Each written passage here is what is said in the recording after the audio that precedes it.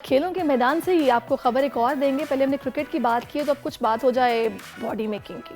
तो ये international event है जिसमें पाकिस्तान ने बड़ी कामयाबी समेटी है और आप भले इत्तेफाक करें ना करें, मैं भी सोच रही हूँ कि कोई फैशन फिटनेस के किसी मुकाबले में मैं भी शिरकत करूँ। और अगर आप मुझसे मुत्तफिक नहीं हैं तो आप कमेंट्स में मुझे जाके बता सकते हैं। आप यूट्यूब पे जाइए, वहाँ पर शो होगा, आप बताएं मुझे कि मुझे हिस्सा लेना चाहिए या नहीं लेना चाहिए। ये मैंने आप पे छोड़ दिया, जैसे आप कहेंगे। अब जनाब आ जाते हैं मुद्दे पे। थाईलैंड में होने वाले global power lifting body building जो चैंपियनशिप है उसमें पाकिस्तान के 31 रुकनी वफ्द ने मजमूई तौर पर 35 मेडल्स अपने नाम किए हैं। तो बॉडी बिल्डिंग के इंटरनेशनल मुकाबले में पहली बार पाकिस्तानी खातून है सादिया शेख जिन्होंने शिरकत की और फैशन फिटनेस मॉडल कैटेगरी के मुकाबलों में गोल्ड मेडल अपने नाम किया। एक रिपोर्ट हमने तैयार की है, वो आप देखिए। उसके बाद हमारे साथ बड़े ज़बरदस्त मेहमान मौजूद हैं, सादिया खुद भी मौजूद हैं, तो उनसे पूछेंगे, जानेंगे क्राइटेरिया क्या था, तैयारी कैसे की, हिस्सा कैसे लिया। और अगर आप लेना चाहते हैं हिस्सा तो आपको भी मौका मिलेगा समझने का, सीखने का। तो इस वक्त हमें ज्वाइन कर चुके हैं, फिटनेस ट्रेनर हैं और ख़ुद भी माशाल्लाह अच्छी बॉडी बिल्डिंग के साथ, मतलब बॉडी बिल्डर है, Rameez Ibrahim sahab. Welcome to our show, thank you so much for your time. And Sadia Shaikh, हमारी fitness model, fashion fitness model भी इस वक्त हमारे साथ मौजूद है, तो आपको भी हम खुश आमदीद कहेंगे। Thank you so much for your time. सबसे पहले मुझे सादिया ये बताइएगा कैसा फील हो रहा है? बहुत अच्छा फील हो रहा है, प्राउड फील हो रहा है अल्हम्दुलिल्लाह। और काफ़ी मेहनत और काफ़ी उसके बाद इस अचीवमेंट तक पहुंची। ज़बरदस्त। अच्छा, मैं आपसे पूछूंगी कि आपकी मेहनत क्या थी, लेकिन रमीज़ हम लोगों के यहाँ पता नहीं एक सोच है कि अगर आप बहुत पतली सी हैं, मतलब से कहते हैं ना स्लीक सी आपकी बॉडी है, लंबे सी आपके बाल हैं, तो फिर शायद आप वो फैशन मॉडल जो हैं कंसिडर हो सकती हैं, अदरवाइज नहीं। देखें ऐसा नहीं है। इंटरनेशनल जो है वो डिफरेंट कैटेगरीज लॉन्च हो रही हैं अब, और फिटनेस जो है बहुत ज़्यादा नया एक्सपोजर आ रहा है इंटरनेशनल मार्केट में ना। तो पाकिस्तान में भी हम कोशिश कर रहे हैं कि इस एक्सपोजर को लेकर आए, इसलिए हमने कोशिश की कि सादिया को ट्रेन किया और लेकर गए उस क्राइटेरिया के हिसाब से। ऐसा कुछ भी नहीं है। फैशन फिटनेस मॉडल के अंदर ज़रूरी नहीं है कि आपकी फ़िटनेस बहुत कोई हाई फाई होनी चाहिए। उसके अंदर ये होता है कि आपने जो है वो सबसे ज़्यादा आपके फेस लुक्स, आपकी प्रेजेंटेशन, आपकी जो ड्रेसिंग है, फिर आपकी वॉक है, उसके अंदर इस कैटेगरी के अंदर बहुत सारी चीज़ें हैं जो वो लोग नोटिस करते हैं। उसके बाद जाके जो है वो आप अच्छा, मुझे ज़रा वन बाय वन बताएं कि वो चीज़ें क्या हैं जो वो नोटिस करते हैं, क्योंकि ऐसे बहुत सारे हमारे व्यूअर्स हैं जो कि चाहते हैं कि उनको भी इसी तरह अप्रिसिएशन मिले और वो भी पाकिस्तान का नाम रोशन करें।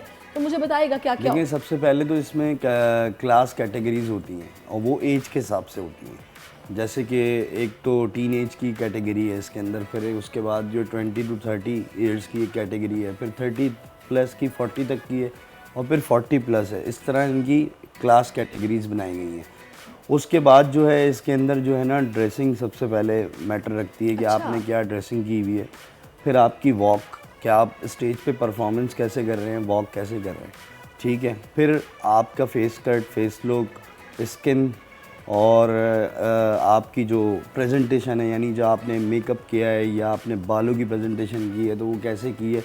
फिर जजेस को आपका आई कांटेक्ट कैसा है जो सामने जजेस। अभी जो बात मैं समझी हूँ ना, वो मैं ये समझी हूँ कि हम लोग अक्सर नाज़रीन ये करते हैं कि जनाब अगर जैसे मैंने पहले कहा कि किसी के वो लंबे बाल, पंखड़ियों जैसे होंठ, पतली सी लड़की खूबसूरत सी चलती हुई आ रही होगी तो वो खूबसूरत है, ऐसा नहीं है। देखिए, वैसे तो ये बॉडी शेमिंग में भी आता है कि हम किसी को बोले तुम मोटी हो, या तुम बहुत मोटी हो रही हो, या तुम बहुत पतली हो। तो इसका मतलब ये है कि आप कितने जाज़िबे नज़र लग रहे हैं, कितने अट्रैक्टिव लग रहे हैं, भले आपकी बॉडी शेप क्या है इससे कोई फ़र्क नहीं पड़ता, लेकिन आपका ड्रेसिंग सेंस क्या है, आप में कॉन्फिडेंस कितना है, आप किसी से बात करते हुए कितने मुतासिरकुन हैं, ये सब चीज़ें इसमें मैटर करती हैं, राइट? बिल्कुल। और सबसे ज़्यादा आई कांटेक्ट है। फिर आप प्रेजेंटेशन करते हुए स्टैचू ना लगे, रिबोट ना लगे, फेस पे स्माइल होनी चाहिए। प्रेजेंटेशन मैटर करती है सबसे ज़्यादा इसके अंदर। सही। अच्छा, अब मुझे आप ये बताइएगा कि आपने सादिया इसकी जो तैयारी की वो आपने किस तरह की, क्या क्या किया, और उसके बाद जब ये ट्रॉफ़ी आपको मिली और जब आपने इसको ऐसे दिखाया होगा तो उस वक्त आपको लगा कि मेरी मेहनत वसूल हो गई है, तब आपके जज्बात क्या थे, सारा कुछ बताएं, जर्नी कैसी थी? बेसिकली मैं खुद फिटनेस की उससे फील्ड से ही हूँ, बिलोंग करती हूँ, तो ऑलमोस्ट 10 ईयर से मैं हूँ। लेकिन कभी सोचा नहीं था कि इस तरीके से पार्टिसिपेट करूँगी। लेकिन पहले पावर लिफ्टिंग में मैंने पार्टिसिपेट किया, अल्हम्दुलिल्लाह उसमें मैंने गोल्ड मेडल विन किया था। माशाल्लाह। और उसके बाद फिर इसको स्टार्ट करते करते फिर सर ने मुझे सजेस्ट किया कि आप थोड़ा सा चेंज उस तरफ जाएं, तो फिर मैंने इस कैटेगरी में जो है ना तैयारी शुरू की। और तैयारी almost, क्या थी? बस 6 मंथ से हम ट्रेनिंग पे थे, और उसके बाद डाइट थी बहुत टफ, रूटीन बहुत टफ था। 2 टाइम हमारी ट्रेनिंग्स होती थी, और डाइट बहुत स्ट्रिक्ट करनी पड़ी डाइट क्या थी। थी? डाइट मत पूछें, बहुत स्ट्रिक्ट डाइट थी, क्योंकि हमें सिर्फ हमारे कार्ब्स बंद हो जाते हैं, सिर्फ हमें एग्स, चिकन और फिश अलाउ होती है, तो इसलिए काफ़ी मुश्किल होता है। और शुगर्स बिल्कुल बंद हो जाती है, सॉल्ट बंद हो तो जाता मुझे है। आप चूँकि बहुत ज़्यादा स्लीक नहीं है, और अगर 6 महीने आपने ये सब बंद रखा था, तो क्या आप पहले काफ़ी हेल्दी थी? हाँ, ओके। क्योंकि बेसिकली मैं पावर लिफ्टर थी ना, तो पावर लिफ्टिंग के लिए हमारा जो वेट गोल होता है वो इतना मैटर नहीं करता, क्योंकि हम लोग वेट लिफ्ट करते हैं।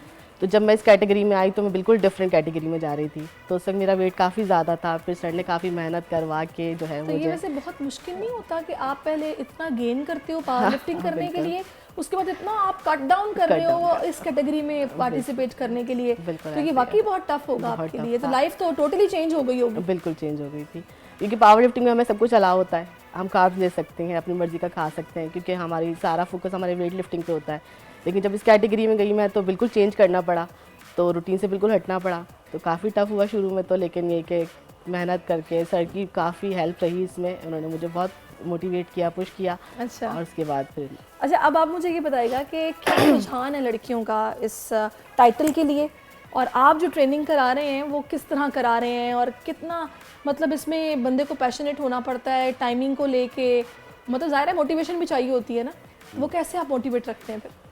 देखें, बेसिकली जब सादिया मेरे पास आई थी ना, तो मैं आपको इनका बताऊं कि ये तो 27 kg इन्होंने अपना वेट कट किया है मेरे पास। 27 kg? जी, 27 kg कट किया, क्योंकि ये एक पावर लिफ्टर थी। पावर लिफ्टर जो होते हैं वो बहुत ज़्यादा उनको हेल्दी रहना पड़ता है, उनको हर चीज़ जंक फूड, फास्ट फूड सब अलाउ होता है, क्योंकि बेसिकली उनको जितना वो खाएंगे उतनी उनकी स्ट्रेंथ बनेगी, उतनी उनकी से लिफ्टिंग होगी। ज़ाहिर है कुछ टेक्निक्स भी होती हैं, कुछ प्रैक्टिस भी होती है पावर लिफ्टिंग में।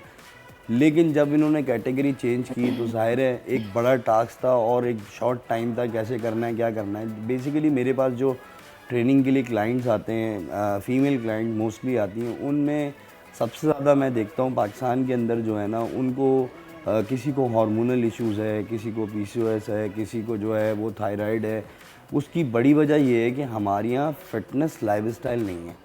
सही है, पहले तो फिटनेस को लाइफस्टाइल बनाना ज़रूरी है। फिर दूसरी चीज़ ये कि मेरा टारगेट, मेरा फोकस ये होता है कि पहले तो मैं उनको मोटिवेट कर दूँ, पहले तो उनकी मोटिवेशन बढ़ाऊँ। वो इस तरीके से कि मैं उनको एकदम डाइट पे नहीं लाता, ग्रेजुअली लाता हूँ, स्लो स्लो करके, और उनको ट्रेनिंग भी एकदम इतनी टफ नहीं कराता, स्टार्ट बहुत स्लो से कराता हूँ। क्योंकि कुछ लोग इस फील्ड से बिल्कुल उनको कुछ पता ही नहीं है, पहली दफ़ा अगर वो जिम आएँ तो ज़ाहिर है उनको ये भी नहीं पता कि 1 वीक उनकी बॉडी में पेन होना है। ठीक है, कुछ लोग तो पेन से ही भाग जाते हैं कि चलो यार बस अब नहीं आना जिम, अब तो मेरे हाथ भी मूव नहीं हो रहे और ये भी नहीं हो रहा।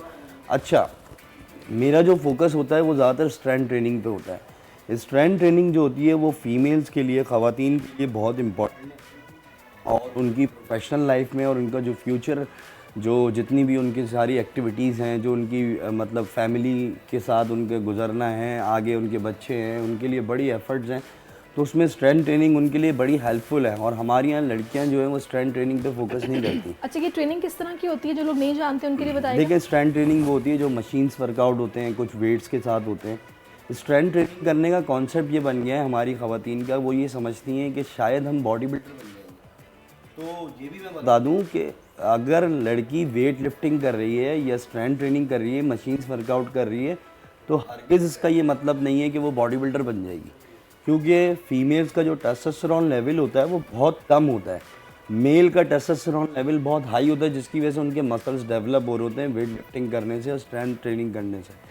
लेकिन फीमेल ये समझती है कि हम बॉडी बिल्डर बन जाएंगे, ऐसा नहीं होता।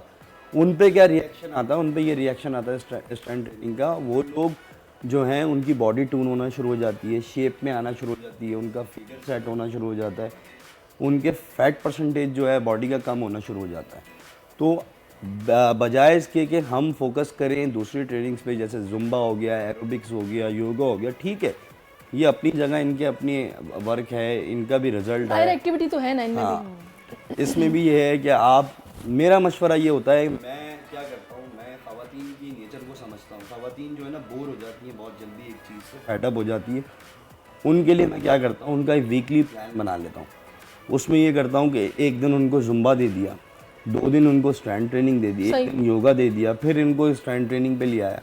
तो इस तरह उनका वीकली शेड्यूल बन जाता है, वो बोर भी नहीं होती, उनकी फिटनेस भी अच्छी हो जाती है, बॉडी टूल भी हो जाती है, वो शेप में भी आ जाती है। हाँ हाँ, ये बड़ी प्यारी प्यारी बातें आप कर रहे हैं। काश ये मोटिवेशन हम में भी रहे। हम भी उन लोगों में से हैं जो जिम तो जाते हैं, फीस भी जमा करवा देते हैं और 1 हफ्ते के बाद हम कहते हैं अच्छा चलो कल चले जाएंगे, परसों चले जाएंगे, और बस महीना निकल जाता है, बॉडी भी वैसी की वैसे रहती है और फीस भी जो जिम की है ना वो ज़ाया हो जाती है। जो अब आपने ज़ेबतन जो लिबास वहाँ पर किया था वो लिबास किस तरह का था, और कुछ एक्सपीरियंस शेयर करें ना वहाँ जब आपकी बातचीत हुई और जब आपको मालूम था कि ये जजेस बैठे हुए हैं, इन्होंने मुझे ऑब्जर्व करना है, माहौल क्या था, आपको क्या ये फील हुआ कि शायद किसी और कंट्री की कोई लड़की इस तरह की है जो मुझे वाकई ये बीट कर सकती है, क्या था वहाँ पे माहौल? हाँ बिल्कुल ऐसा था कि 2-3 हमारी जो कॉम्पिटिटर्स थी वो ऐसी थी कि थोड़ा डाउट था, लेकिन जजेस की अपनी नज़र होती है, हम उनको अपनी नज़र से देख रहे होते हैं, और जब जजेस देखते हैं तो वो बहुत सारी चीज़ें नोट करते हैं कि भाई तो जब उसके हिसाब से उन्होंने फिर जज किया और उसके बाद गिफ्ट दिया। ज़ाहिर है जब हम वहाँ स्टेज पे पहुँचे, मिला आपको साथ? हाँ क्या मतलब गिफ्ट हमारा प्राइज़ था। अच्छा प्राइस था, प्राइस मनी वैसे अब अगर बुरा ना बनाए तो बता सकती हैं? नहीं देखिए इसके अंदर जो है, वरना वो जो जिन्होंने मुकाबले में हिस्सा लेना है ना वो और शौक से हिस्सा लेंगे, इतने पैसे मिलते हैं। नहीं इसके अंदर देखें हमने अनाउंस किया था 20,000 बात। अच्छा जो थाईलैंड में था तो ज़ाहिर है उसकी करेंसी के हिसाब से सही 20,000 बाद अनाउंसमेंट की थी और विनर्स को डिवाइड हुआ, पार्शियली दिया है वहाँ पे।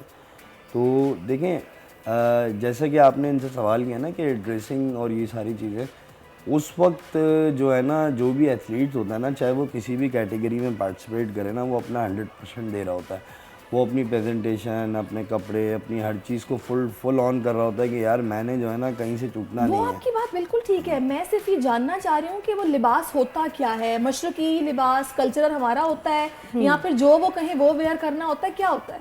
बेसिकली हम लोग जो प्रमोट कर रहे थे वो इसी चीज़ को कर रहे थे कि हम इस्लामिक कंट्रीज से बिलोंग करते हैं, अगर तो हम ऐसी चीज़ भी वेयर ना करें जो ऑड लगे और ऐसा भी ना हो। याद है अभी रिसेंटली एक मुकाबला हुआ था मिस यूनिवर्स का था आई थिंक सो, तो उस पर वो खातून नहीं जा पाई थी कि यहाँ से काफ़ी वो उस पर शोर मचा था कि भाई अगर वहाँ इनको स्विमिंग कॉस्ट्यूम पहन के बोलेंगे वॉक करके दिखाओ तो हम पाकिस्तान का नाम क्यों यूज़ होने दें? देखें हमारे यहाँ क्राइटेरिया था, ये इवेंट बेसिकली होस्ट ही पाकिस्तान था।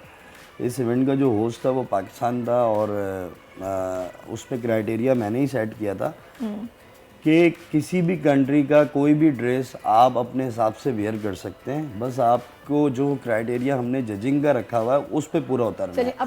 तो जो इनकी जो प्रेजेंटेशन थी तो वो इन्होंने इस चीज़ का ख्याल रखा कि मैं पाकिस्तान से बिलोंग करती हूँ और पाकिस्तान को रिप्रेजेंट कर रही हूँ, तो मैं कोई भी वेस्टर्न स्टाइल पे ना जाऊँ। सही नहीं, बड़ी अच्छी बात है। अच्छा फाइनली क्योंकि वक्त अब बिल्कुल ख़त्म हो रहा है, मैं रमीज़ आपसे भी चाहूँगी कि as a trainer, as a coach आप क्या मशवरा देंगे, और सादिया आप वो ख़वातीन जो इसमें पार्टिसिपेट करना चाहती हैं जल्दी से क्विकली आप भी बता दें, राबी पहले आप बता दें। मिस देखें मैं उन सबको ये मशवरा दूंगा, एक तो इंटरनेशनल अपॉर्चुनिटी है, इसको इस्तेमाल करें। ठीक है, आप लोग जब इंटरनेशनल इवेंट के अंदर पार्ट लेंगे तो आपको बहुत सारे मौके मिलेंगे। ठीक है, और दूसरा ये मौके मिलेंगे जाहिर है, और आप भी, मेरा भी यही है कि फीमेल्स को आगे आना चाहिए जनाब। बात 100 बातों की एक है। सब्सक्राइब करें और बेल दबाएं ताकि कोई खबर रह न जाए।